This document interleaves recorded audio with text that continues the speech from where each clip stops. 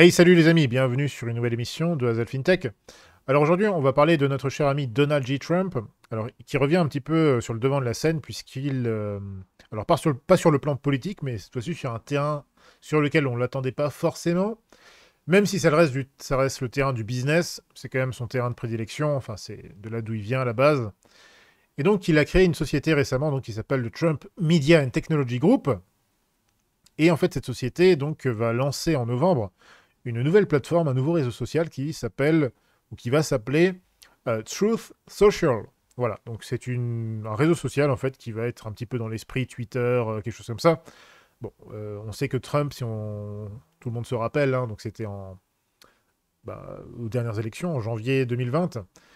Voilà, on sait tout ce qui s'est passé, on sait que Twitter, là, Jack Dorsey l'avait banni de Twitter, enfin, ce qui était absolument scandaleux quand on y repense.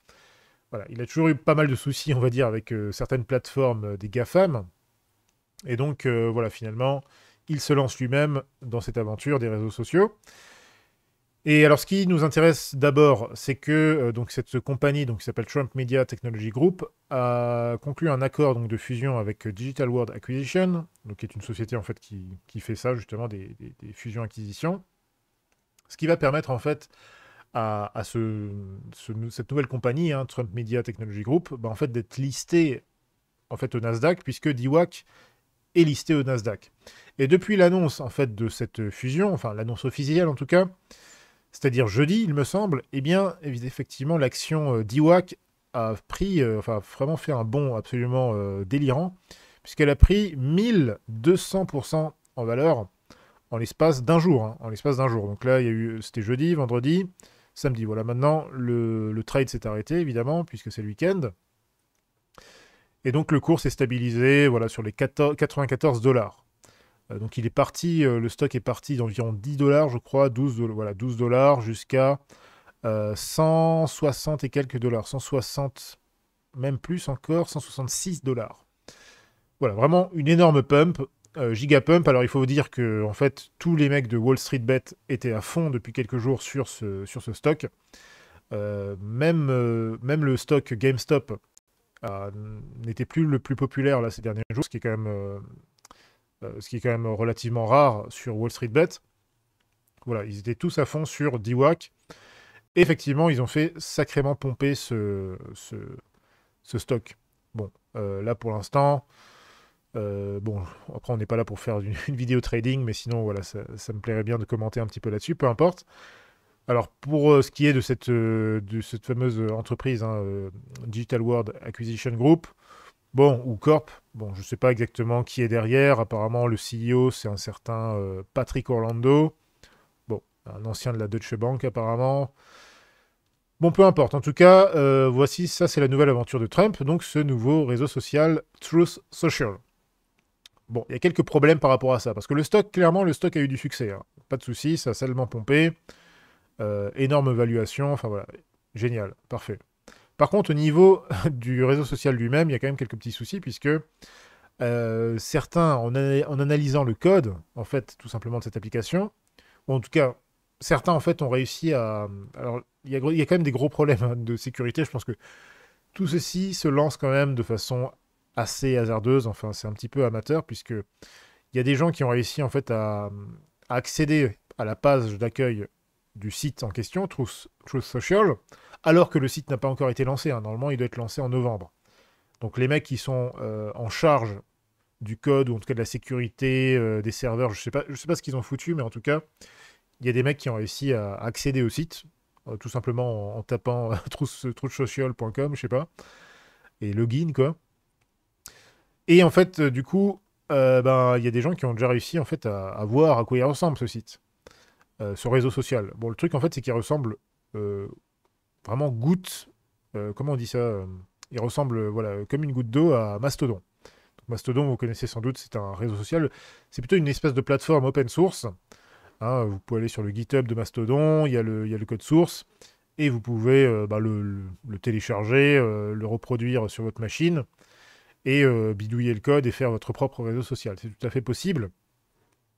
Bon, et c'est ce qu'a fait en fait ce réseau social hein, de Trump, là, Truth Social, en fait c'est une copie de Mastodon, tout simplement. Donc c'est quand même un peu... Bon, pourquoi pas, hein, je veux dire, c'est pas un mal. Hein, moi-même, je travaille sur des codes sources que j'ai copiés d'ailleurs. Hein, je suis pas un codeur très... Même pas un codeur du tout, donc c'est évident que quand il y a un code open source, c'est quand même bien pratique. Mais les codes open source sont quand même soumis à certaines licences. Ça, je vais en parler. Bon, moi, ce qui me choque un peu là-dedans, c'est que quand même, Trump, c'est quand même un mec qui est multimillionnaire, même multimilliardaire. Bon, a priori, il a quand même les moyens de payer une équipe de programmeurs qui vont lui faire un truc original sans qu'ils aient besoin de pomper un truc de chez Mastodon. Parce que là, en fait, le truc, c'est que c'est littéralement Mastodon, en fait. Je sais pas si vous connaissez Mastodon, un peu l'interface et tout, mais c'est littéralement Mastodon. Hein. Il y a, il y a pas de... il y a même pas de modification particulière, quoi. Donc ils se sont vraiment pas foulés, en fait. Euh, voilà. C'est un peu étonnant. C'est un peu étonnant. Donc, une énorme valuation pour du stock d'Iwak pour finalement un réseau social qui n'est pas spécialement original, en tout cas pas pour l'instant. J'imagine qu'il va y avoir quand même des modifications, même s'il est censé être ouvert en début novembre. Bon, on est déjà fin octobre. Ça, c'est à voir. Bon, le problème, c'est que, en fait, ce réseau social pourrait, comment dire, être dans l'illégalité parce que tout simplement, il a repris complètement le code source de Mastodon, mais sans publier lui-même son code source. Parce qu'en fait, Mastodon, il est publié, donc il est open source, mais il est publié, je crois, sous licence, voilà, AGPL 3.0. Bon, il y a quand même des règles. Hein. Vous pouvez prendre le code source, c'est sûr, mais il y a quand même des particularités, c'est-à-dire que cette licence, donc GNU Affero General Public License, en fait, elle impose que tout opérateur d'un service web qui utilise donc cette licence ou ce logiciel, eh bien, et l'améliore, il doit publier en fait ses modifications. Il doit les publier, il doit publier le code source sur GitHub ou ailleurs, mais en tout cas, il doit publier le code source. Il ne peut pas juste le reprendre comme ça et rester en propriétaire. Donc là, en fait, pour l'instant, c'est assez étonnant encore. Là, on a quand même l'impression d'avoir à faire un projet un petit peu amateur. Donc pour l'instant, le code source de Truth Social n'est pas open source. Et donc là, ils sont normalement dans l'illégalité. En tout cas, ils respectent pas, si vous voulez, la licence AGPL, c'est sûr. Alors je ne sais pas si techniquement Mastodon pourrait poursuivre, attaquer en justice Truth Social. En fait, ce serait possible. Ce serait un risque. Euh, D'autant plus que Mastodon, je crois qu'ils sont pas spécialement, si vous voulez, en raccord avec les idées de Trump. Ou en tout cas, ils sont pas forcément. Voilà, je pense qu'ils le voient comme une espèce de méchant dictateur parce que je me souviens avoir lu un tweet ou un post ou une déclaration des équipes de Mastodon qui disait en gros qu'ils aimaient pas du tout Gab parce que voilà, Gab c'était un truc de méchant facho ou un truc comme ça. Voilà, les mecs de Mastodon sont plutôt des gens à gauche ou des libéraux, voilà, des gens comme ça. Donc techniquement, ils pourraient, enfin j'imagine qu'ils auraient des axes pour attaquer en fait, en tout cas la compagnie de Donald Trump ou peut-être d'Iwak, je ne sais pas. Bon, en tout cas, tout ceci est quand même bien étonnant, c'est assez drôle même, je dirais. Alors je ne sais pas ce qu'ils vont faire pour, parce qu'apparemment, effectivement, comme je le disais, le, donc comment dire, les gens, il y a plusieurs petits malins, si vous voulez, qui ont réussi à ouvrir un compte en fait sur Truth Social, notamment ce bonhomme-là, Michael Talen, je ne sais pas qui c'est exactement, voilà, c'est un journaliste dans le numérique. Et en fait, il a réussi à accéder au site et il a ouvert un compte, il a fait un compte Donald Trump. Donc sur Truth Social, c'est lui qui a le compte Donald Trump, c'est quand même incroyable. Donc ça pose des questions au niveau de la sécurité et de l'amateurisme en fait, hein, du lancement de ce réseau social. Bon, personnellement, je ne pense pas que j'utiliserai ce réseau social parce que je n'en vois pas vraiment l'utilité. Autant des plateformes telles que Rumble, surtout Odyssey et BitChute. Hein. Pour moi, je suis vraiment très très fan de BitChute et Odyssey. Pour moi, on entre vraiment, et je pense que depuis plusieurs années, on est entré dans une ère justement de l'ère du numérique alternatif. Et ça, on le voit de plus en plus, parce que maintenant, vous avez une telle centralisation, un tel monopole, et une telle aussi politique de censure, notamment des censures des bonnes idées, par Google, YouTube, bon, c'est la même chose, Twitter, Facebook et tout ça.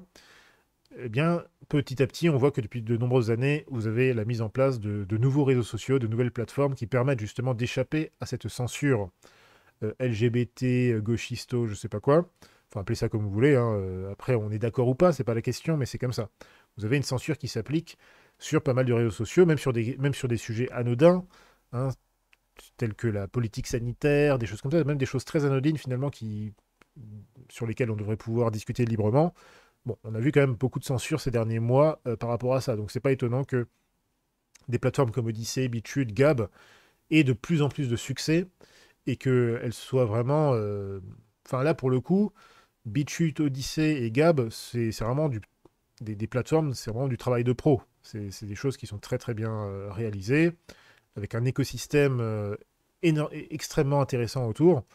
Bon, alors que Truth Social, à part les fans de Trump, peut-être des boomers un peu MAGA, voilà, comme on les retrouve sur Facebook, peut-être que ça peut les intéresser. Et ça représente pas mal de monde, hein. J'imagine que ça représente quand même plusieurs dizaines de millions de personnes aux États-Unis et ailleurs dans le monde.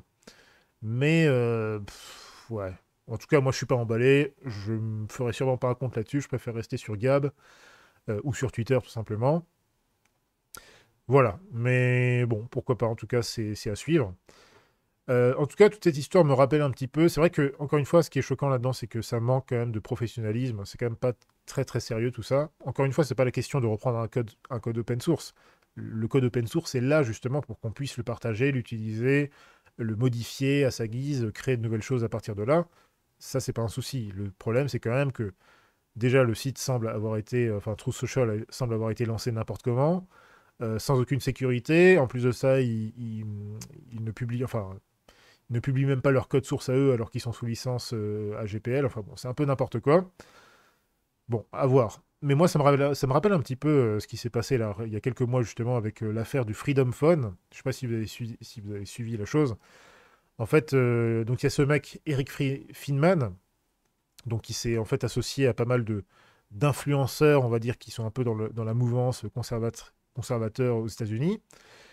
Et ils ont lancé donc le Freedom Phone. Alors, Freedom Phone, ils ont annoncé ça, voilà, comme l'espèce de réponse en fait, voilà, à Apple, à Google et tout ça, voilà, le moyen d'avoir un téléphone ultra sécurisé, confidentiel, voilà, qui allait vous faire échapper, si vous voulez, bah voilà, comment dire, à la surveillance des GAFAM et tout ça. Bon, le problème, c'est qu'il y a eu pas mal de vidéos qui ont été faites là-dessus. Moi, j'en ai pas fait, j'ai pas eu le temps de faire ça, mais voilà, le Freedom Phone, c'est du n'importe quoi. En fait, il suffit de 2 clics pour voir déjà que le téléphone en question, c'est un téléphone. Alors, je crois qu'il le vendait quand même dans les 500 euros et même plus encore, je crois. 600 euros, enfin, un prix, enfin, dollars, pardon, un prix exorbitant. Alors que le téléphone, vous pouviez en 2 clics le retrouver sur Alibaba. Voilà, c'était un espèce de téléphone générique, voilà, tel que le font, vous savez, euh, tel ou tel fabricant chinois, hein. Il y a plein d'usines là-bas qui font des smartphones. Et c'était un truc que vous pouviez acheter directement, je crois, 100 dollars, même pas. Et c'était vraiment un téléphone avec des, comment dire, des spécifications assez faibles, en fait, hein, vraiment pas un foudre de guerre.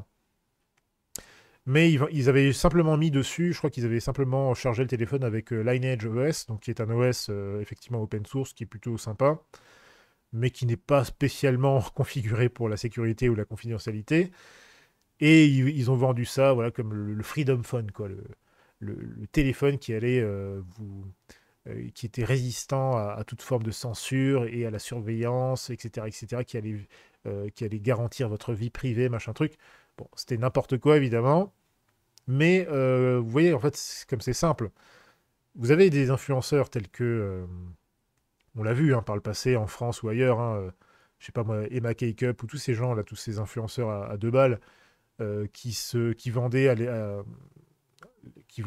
voilà, les uns allaient vendre, je sais pas moi, des AirPods à 60 balles alors qu'on les trouvait à 3 euros sur AliExpress. Voilà, tous les influenceurs font un petit peu ce genre de choses. C'est pas forcément mauvais en soi, hein. Ça dépend du produit et de la qualité du produit qu'on vend. Et surtout, ça dépend si c'est une arnaque ou pas, enfin, si on se fout de la gueule des gens ou pas. Mais finalement, dans le milieu conservateur aux États-Unis, et même en France d'ailleurs, on voit aussi parfois, malheureusement, ce même genre de comportement. Encore une fois, ça peut être pour vendre ou pour faire la promotion de bonnes choses. Et on le voit chez des influenceurs qui vont promouvoir des bonnes entreprises, hein, qui font vraiment des bons produits. Et parfois, parfois vous avez des con artistes ou comment on dit, des escrocs, hein, tout simplement, des gens comme ce Eric Finman, qui viennent vous annoncer le Freedom Phone, alors que le Freedom Phone, en fait, c'est tout simplement un portable chinois générique à 2 balles, sur lequel ils ont mis Lineage OS, et voilà, on vous vend ça comme étant le truc qui va tout chambouler, qui va vous rendre indétectable, qui va vous faire de vous le nouveau Edward Snowden. Bon, c'est du n'importe quoi. Mais en tout cas, cette histoire, voilà, ça m'a un petit peu rappelé ça, cette histoire-là avec Truth Social. C'est-à-dire que, alors, autant pour Freedom Phone, bon, ok, c'était un truc qui a été fait, voilà, je sais pas qui a été à l'origine de ça, je crois que c'est sur Eric Finman. Je crois qu'Eric Finman, c'était un de ces gars, je crois que c'est un Suédois qui avait fait la une des journaux, je me rappelle, en 2017, parce qu'il avait acheté du Bitcoin à telle époque, et donc c'était un très jeune millionnaire. Mais je suis désolé, quand tu as un peu de moyens, c'est pas très difficile en fait de monter un bon produit. Et c'est pareil pour Trump. Trump, c'est un multimilliardaire, il a largement les moyens de monter un réseau social solide, intéressant d'un point de vue technique. Donc on n'est pas obligé de vendre de la merde en fait. On peut faire des choses bien. Et on a l'impression que ces gens-là, ils se disent, bon, on a un public, de toute façon, il y a un public de conservateurs, de magatards. De toute façon, eux, ils vont acheter, voilà. Et effectivement, ça a eu du succès, hein, ce Freedom Phone, alors que franchement, c'est voilà, c'est de la grosse merde. Je peux pas le dire autrement, je suis désolé, quoi. Voilà, il était disponible pour 119 $. Bon, bref. Et si vous voulez, au contraire, justement, ne pas acheter des produits de la daube et des trucs comme ça, ben, faites un tour sur Hazel FinTech. Si vous voulez justement des téléphones vraiment sécurisés et qui assurent vraiment sérieusement de la confidentialité, qui échappent à la surveillance des GAFAM et toutes ces choses-là, bah, allez sur Hazel FinTech. On a des très bons téléphones, ce sont des pixels, mais sur lesquels on a installé CalyxOS ou GrapheneOS. Ça dépend de ce que vous recherchez, quel niveau de confidentialité vous cherchez. Mais vous retrouverez aussi beaucoup de conseils divers et variés pour voilà, trouver les bonnes applications, justement pour garantir votre confidentialité, garantir votre vie privée sur Internet, sur votre téléphone, surtout sur votre téléphone, hein, c'est encore plus délicat que sur un ordinateur. Voilà, plein de conseils que vous retrouverez gratuitement du coup sur Hazel FinTech. Et voilà, donc évidemment, je ne pouvais pas m'empêcher de faire un peu de publicité. Voilà, donc ce sera tout pour aujourd'hui les amis. Je vous dis à très bientôt pour une nouvelle émission. Salut!